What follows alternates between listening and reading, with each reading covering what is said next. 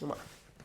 Fala galera, salve, salve galera, sejam muito bem-vindos aqui ao canal Raíza Simplício. Estamos na área com muitas novidades para vocês. Vamos falar sobre o dia agitado no Ninho do Urubu, dia de reuniões, dia repleto de situações aí na tentativa de colocar panos quentes e virar a chave da crise do Flamengo e focar no mercado de transferências, na janela de transferências que abre agora no dia 10 de julho. A gente vai falar sobre esses bastidores, vamos falar também sobre o mercado da bola do Flamengo, Carrascal, Rodrigo Depou, Wallacian, entre outros assuntos.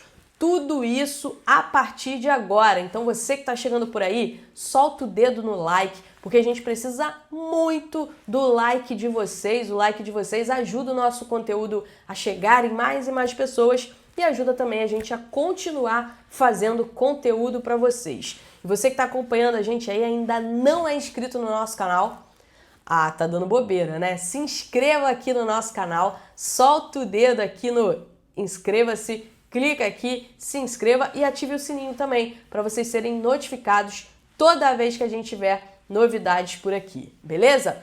Vamos lá! Hoje foi dia de reapresentação no Ninho do Urubu, jogadores que tiveram folga nessa última segunda-feira se reapresentaram nessa terça-feira, mas mais do que isso, foi um dia de muitas reuniões para tentar parar as arestas e colocar fim na crise que surgiu aí no departamento de futebol do Flamengo. Como vocês sabem, né, nos últimos dias muitas coisas aconteceram em relação ao José Botto, diretor técnico de futebol do Flamengo, e teve aí a negociação frustrada, vetada pelo BAP do Mike Johnston, teve as situações lá envolvendo Pedro, enfim, muita coisa rolando.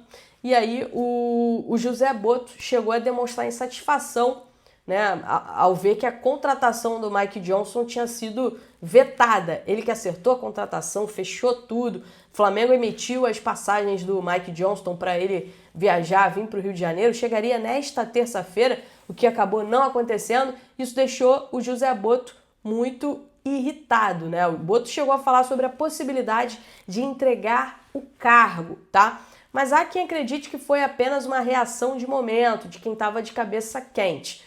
O que acontece? O Botto, ele argumentou o seguinte, que quando a negociação pelo Mike Johnston foi vetada, já estava tudo acertado, tudo encaminhado, ele ficou muito chateado, ficou muito irritado, porque ele alegou, né, ele argumentou que ele teme que dessa forma ele perca a credibilidade no mercado na hora de negociar os jogadores, né, que ele perca essa credibilidade de ser o cara que está negociando, que dá a palavra final em relação a isso. Já o entendimento do BAP, de pessoas ligadas ao BAP, é um entendimento diferente.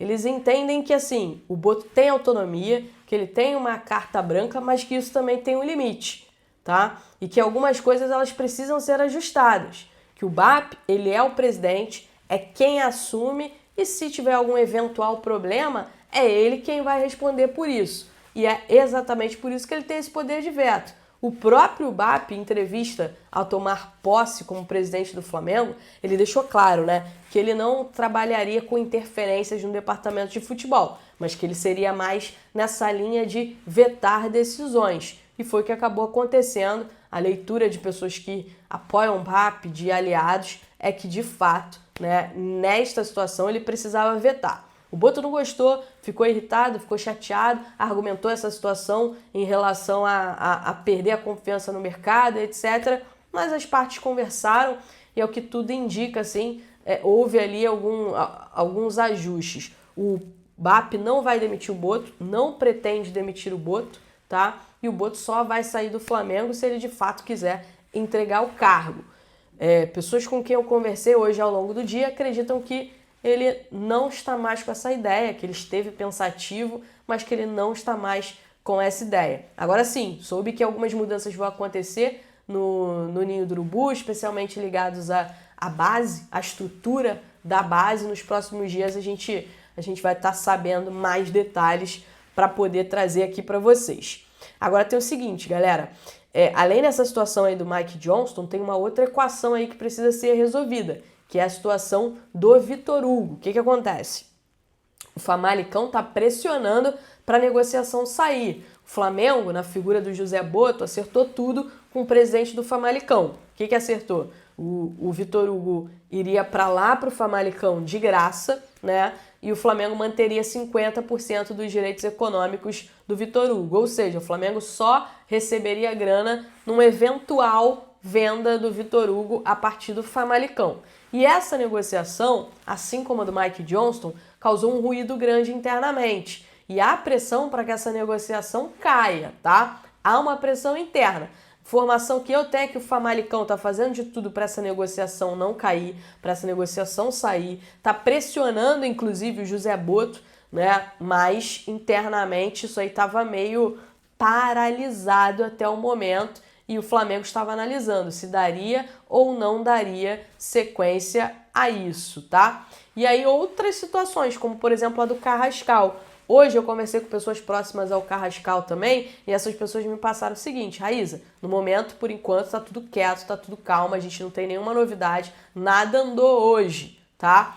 Muito tem a ver com esse problema aí que houve no departamento de futebol do Flamengo em relação ao Botto. Algumas coisas, elas de fato foram paralisadas por conta dessa situação. Acredito que a partir de amanhã tudo já volte a andar, até porque no dia 10 a janela de transferências abre e o intuito do Flamengo é trazer de 3 a 4 reforços. Eu conversei com uma pessoa que me disse o seguinte: inicialmente eram 4 reforços contando com o Mike Johnston. Agora que não vai rolar o Mike Johnston, não sei exatamente, mas a ideia estava nisso aí, entre 3 a 4 reforços. Rodrigo De Paul, Raiz, e o Rodrigo De Paul?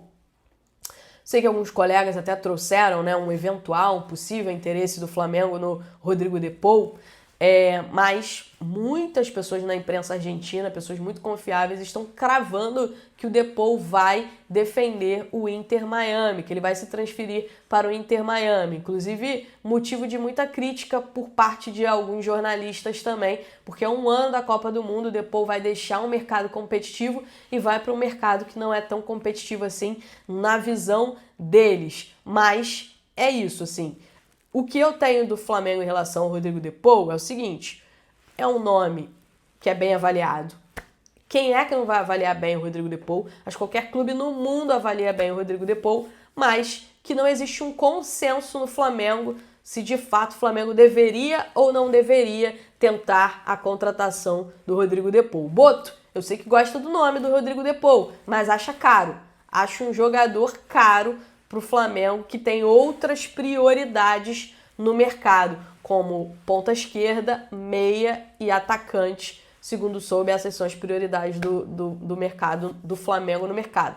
Então, assim, o Rodrigo De Paul não é um consenso internamente. É um nome que tá ali, mas, por outro lado, né, muita gente na Argentina já crava ele como reforço do Inter Miami. E o Alacian, Raíza, foi vendido o Alacian? Gente, a informação que eu tenho é que ainda não aconteceu nenhuma venda do Alacian, tá? Existe aí uma situação envolvendo Wolverhampton, na Inglaterra, que tem interesse no Alacian, que avisou o staff do Alacian que deve fazer uma proposta, que está interessado em formalizar uma proposta por ele, pelo Alacian, mas que até o momento ainda não fez isso, tá? A situação é a seguinte: o Flamengo tenta renovar o contrato do Alacian.